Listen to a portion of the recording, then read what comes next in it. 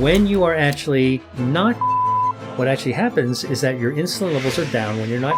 Your metabolism switches gears. Your body is in fuel burning mode. So the longer you don't, the more excess fat you can burn. Our gut bacteria have, believe it or not, a circadian clock. They know what time it is. So when you eat late at night and you disrupt your gut bacteria, inflammation rises as well. I actually love it's got chlorogenic acid. Chlorogenic acid also takes your white fat, the harmful wiggly jiggly stuff, and says, here's what we'd like you to do. We'd like you to start turning more into brown fat, healthy fat. If you want ultimate health, what you need to start with is understanding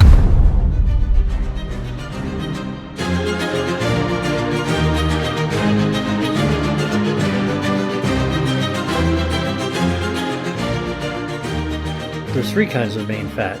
There's white fat, which is wiggly and jiggly, and it can be visceral or it could be subcutaneous, meaning under the skin. And then there's brown fat, which is paper thin and it's close to the bone, and it actually is good fat that generates heat to burn down harmful fat. But visceral fat is really the first kind. It's wiggly jiggly, and it's found inside the tube of your body. Visceral, meaning gut fat. Visceral fat's the same thing. And if you think about it, it starts off like packing peanuts inside the tube of your body. It's a cushion to prevent if you tripped on the rug and you fell on the floor, your organs are cushioned by a little bit of these packing peanuts, and so it's going to be fine. Now, visceral fat, by the way, has another function. It actually contains part of our immune system. I want to talk about the good part first. Our immune system, and I can tell you what it does. There's a specific organ. There's even a sub-organ of fat. Our whole fat is an organ. There's one part of our fat called the omentum, O-M-E-N-T-U-M. Most people who are not doctors will have never heard of it because it is actually it's like an apron of fat, healthy fat, that crawls around our body like an octopus. You know, if you see those videos online or on like Discovery Channel, the octopus going around the rock and the reef, just looking for places crevices to go into. That's the omentum, made out of body fat. Here's what it does. It patrols our abdomen, our belly, on the inside, around our intestines, doing a couple of things. Number one, it conducts surveillance to make sure there are no leaks or cracks or injuries to our gut. You know, our gut is full of bacteria, and our gut is actually full of poop. Can you imagine if there's a perforation, a tiny hole, or an injury, and all that bacteria seeps out from the tube of your intestines into the viscera, into the open cavity of your body? I'll tell you as a doctor what would happen. You would get septic, you would go to the ICU, and there's a good chance you would die. All right? So thank goodness for the omentum, this healthy fat, this octopus. It's kind of like a mix between an octopus and a baseball glove, and it basically cruises around your belly silently. You can't feel it, and it can get in between the intestines. Now look, your intestines is about 40 feet of a tube, all folded up, like packed into a suitcase, which is our belly. And the omentum conducts surveillance to make sure that everything is hunky-dory and actually fine and there's no inflammation. Now, the omentum also, this is visceral fat, also secretes those hormones, leptin to help control our appetite, adiponectin, which is another hormone to allow insulin to draw our energy in, our fuel, our glucose, more efficiently into our cell, and resistant, which is actually to allow us to have a little bit less versus a little bit more energy drawn in. Okay, this is all healthy stuff. Now, the other thing that omentum contains, it actually contains part of our immune system.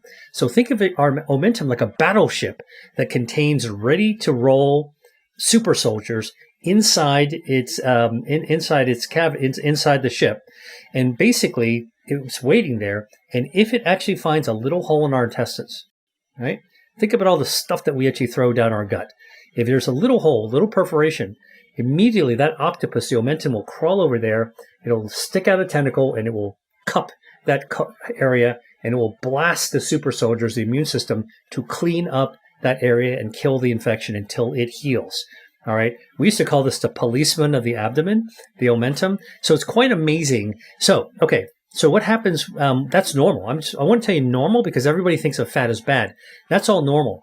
If you actually grow too much visceral fat, and visceral fat also being fuel cells, and you just keep on piling up fat by overeating, by eating the wrong things, by disrupting your gut health, which then causes your metabolism to go haywire, and then it's easier to gain to develop body fat, then what actually happens is that those hormonal functions are disrupted.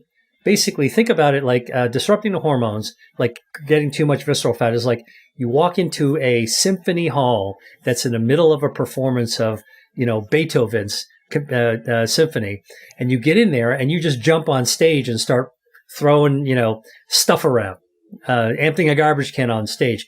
You're going to disrupt everything. The music is not going to flow. And that's what actually happens when you develop excess visceral fat. It's dangerous for several reasons. Number one, those hormones, leptin, adiponectin, resistin, all the things that control how well and efficiently we use our energy, all thrown off course. I don't know. Do we want to absorb more energy or less energy? I can't tell. It's too noisy in here. All right. That immune system super soldiers, well, guess what? They're thrown out of whack as well. They're like, whoa, I don't know what's going on. And so basically your fat unleashes these super soldiers as inflammation. All right. Now you've got inflammation instead of defenders of your body. Now they become inflammatory cells, and they are all over the place, spilling out over your guts.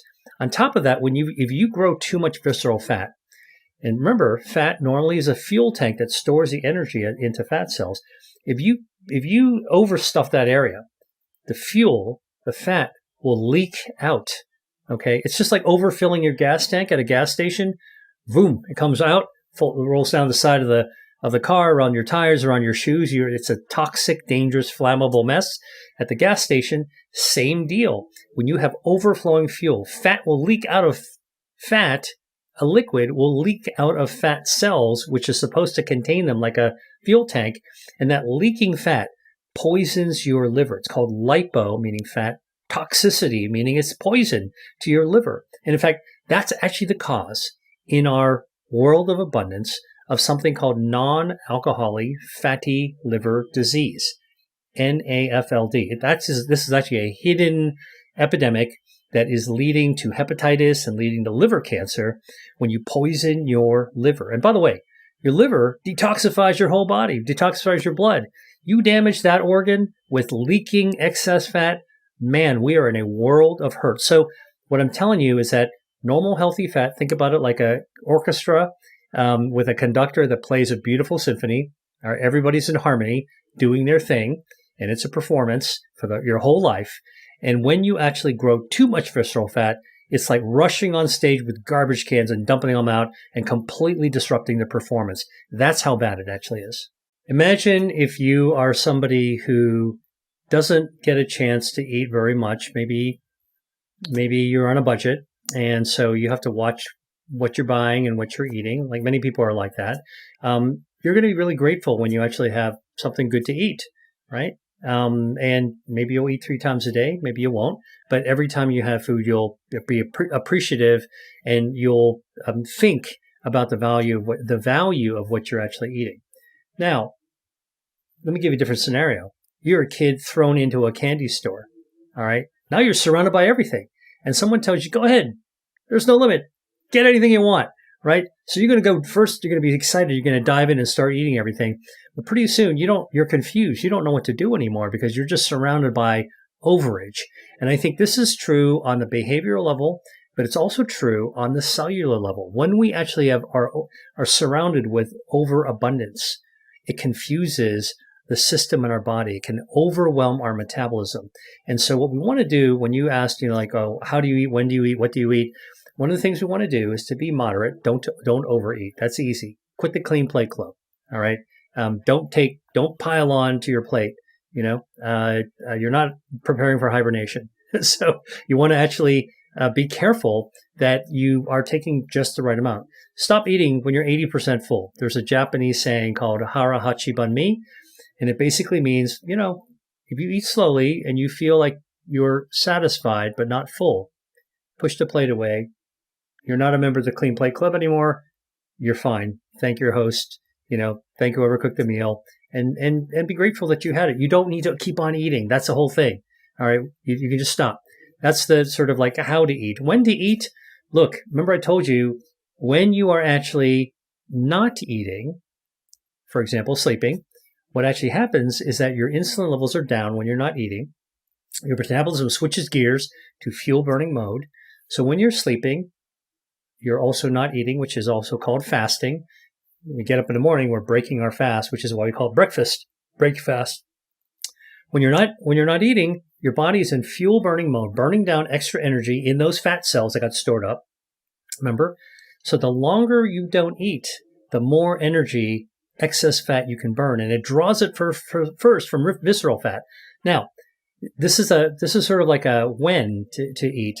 If, for example, you sleep for 8 hours a day, and I've talked about this with many people, you should try to sleep 8 hours a day. That's best for your health. Let's say you sleep from 11 to 7.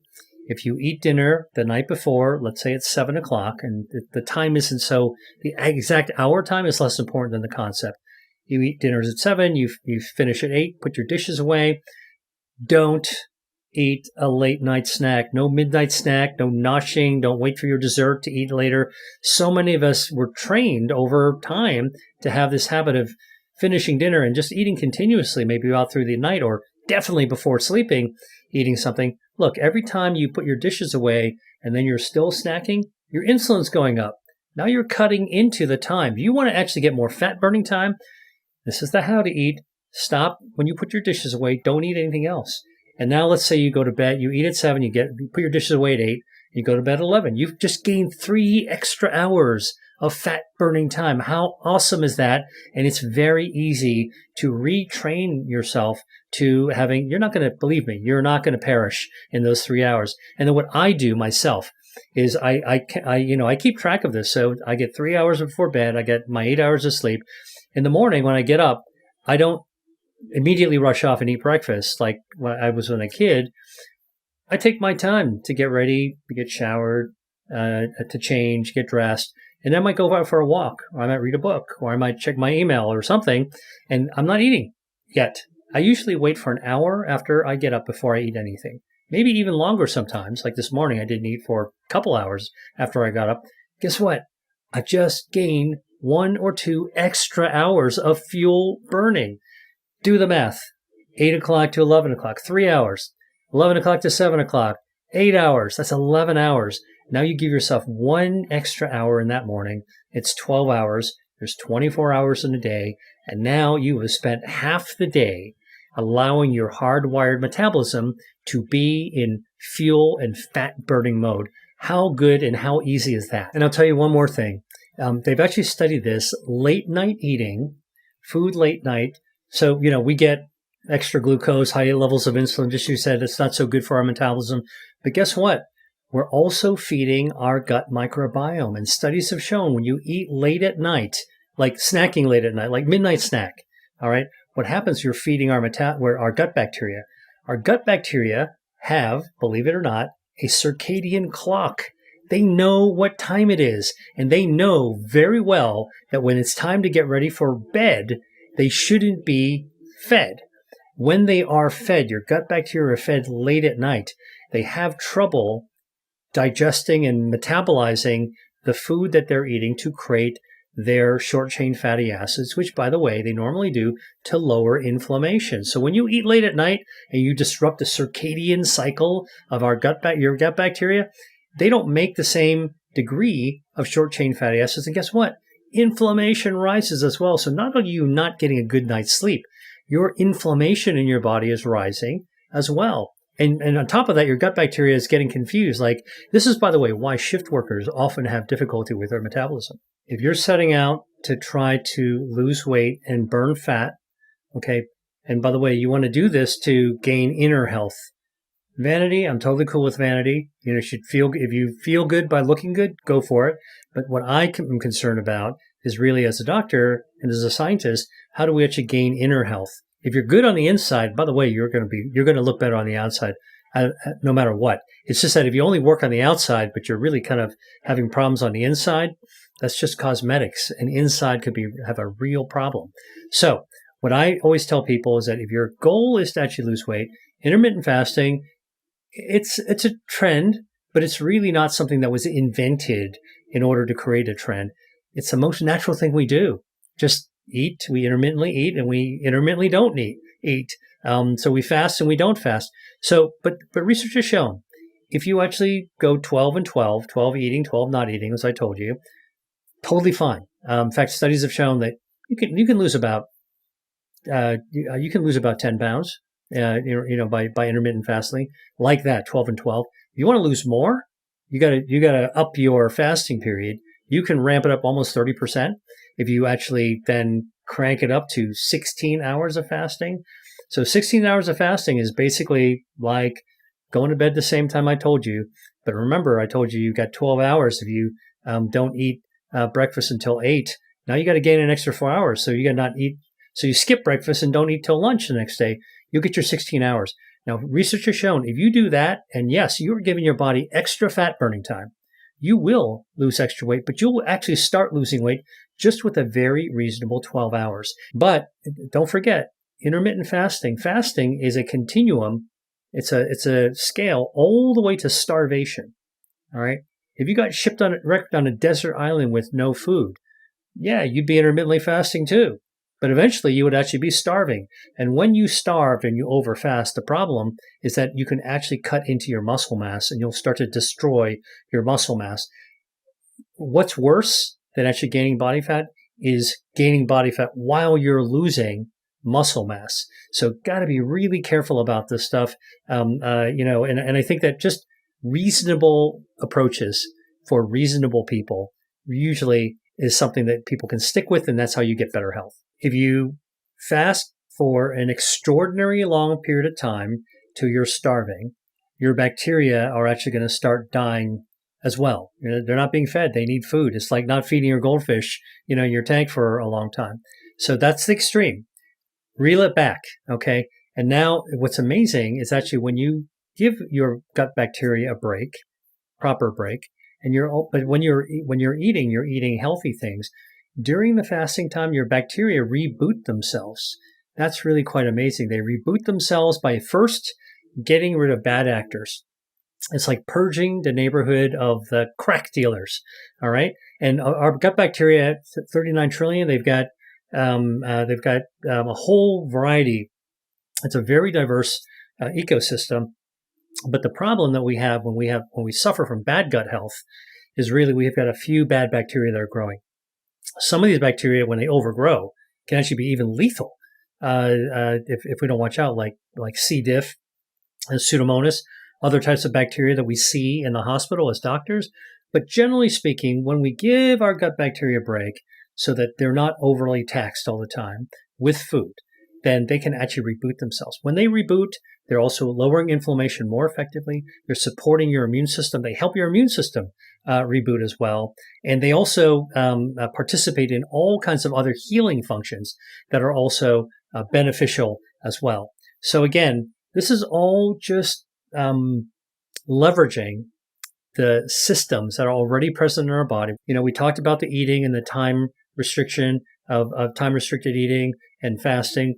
We talked about all these other tricks as well in terms of how not to overload your food and whether you should snack or not. But all these other factors that you're bringing up, staying physically active so you can burn that fuel, getting good enough sleep so that your metabolism is switched into fuel burning mode, and managing your stress so you're not in a chronic state of tonic stress, so that your metabolism is derailed and you're in a chronic state of inflammation from your body fat. All these things play into each other. If you want ultimate health, what you need to start with is understanding how do we orient our body and our behavior in that direction, right? You want to head north, you got to figure out where north is first. So I think number one, understanding that our metabolism is very, very important. That's why I chose to write the sequel to my first book, Eat to Beat Disease. I chose to write about metabolism, and I called it Eat to Beat Your Diet, which is a trick title because it's not a diet book. It's an anti-diet book, which is how do you find your North Star when it comes to health by looking for your metabolism. Our metabolism is something we're born with and it functions, helps us keep going until the day we die. And we want good energy. We want efficient use of energy.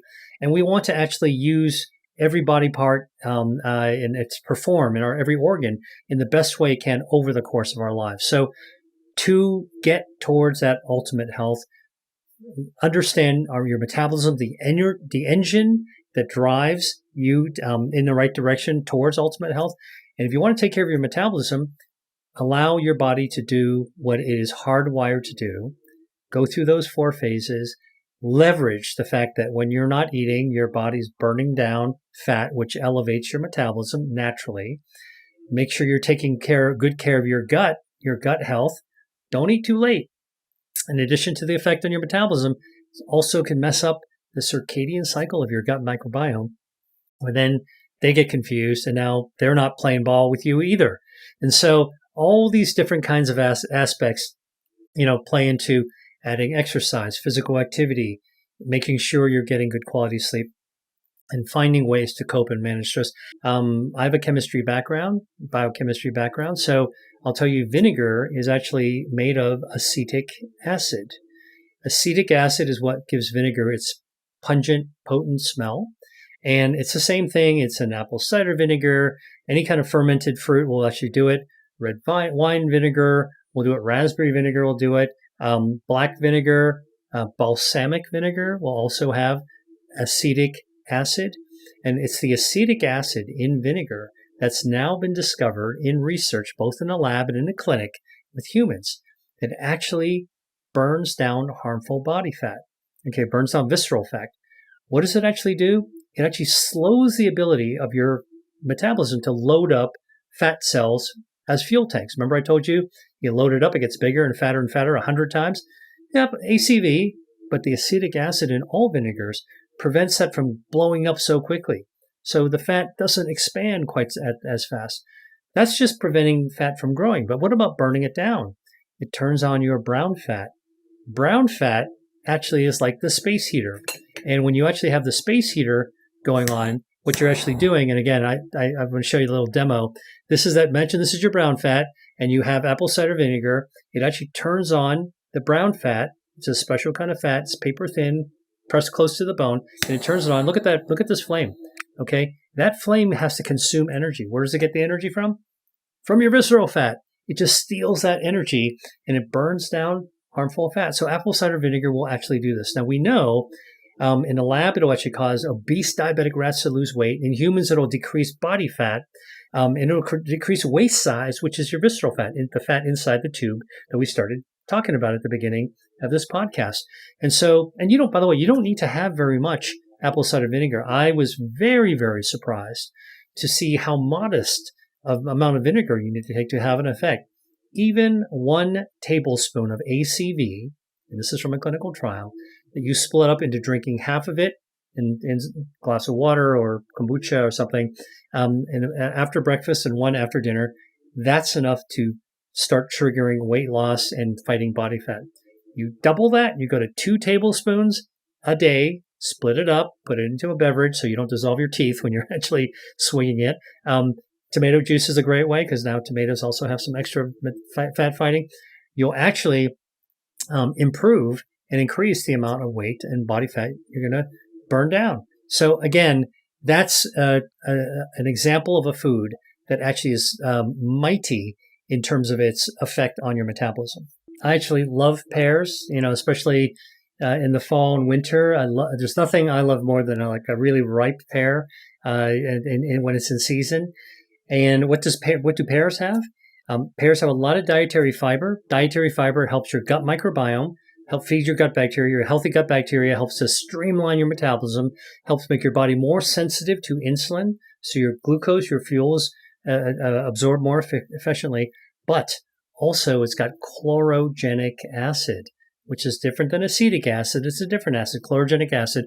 Chlorogenic acid, by the way, also turns on your brown fat, but chlorogenic acid also takes your white fat, the harmful wiggly jiggly stuff, and says, hey, by the way, taps on your shoulders, hey, by the way, here's what we'd like you to do. We'd like you to start turning it more into brown fat, healthy fat, helpful fat, useful fat.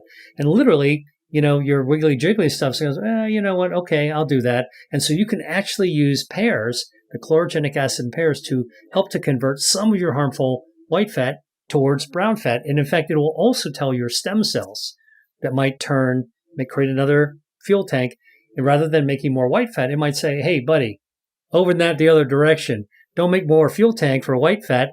Go ahead and make some brown fat. It can actually have stem cells make more brown fat. So I'm going to come up with a fairly complicated food but it's very tasty, and that's pomegranates. All right. Now pomegranates are they've got seeds with a little rim, little layer of juice around it, and pomegranate juice is really pressed from those seeds. Some kinds of pomegranate juice actually is pressed through the skin of the pomegranate, and most of the polyphenols are actually found in the skin. And so how the juice gets pressed can make a big difference. You get a lot more polyphenol with juice that's pressed through the skin. All right. Now, pomegranate juice, we know, contains a natural bioactive called elagitonin. Elagitannins actually do some pretty amazing things. One of the things that it does is it actually fights harmful body fat, white fat. It activates brown fat, lowers inflammation in fat. So all these good things that we actually know. It also affects the stem cells of fat as well. So these mechanisms are redundant, okay? So that way you can swap and switch, and it's not like you got to eat the one thing all the time. Thank goodness that we can actually have diversity.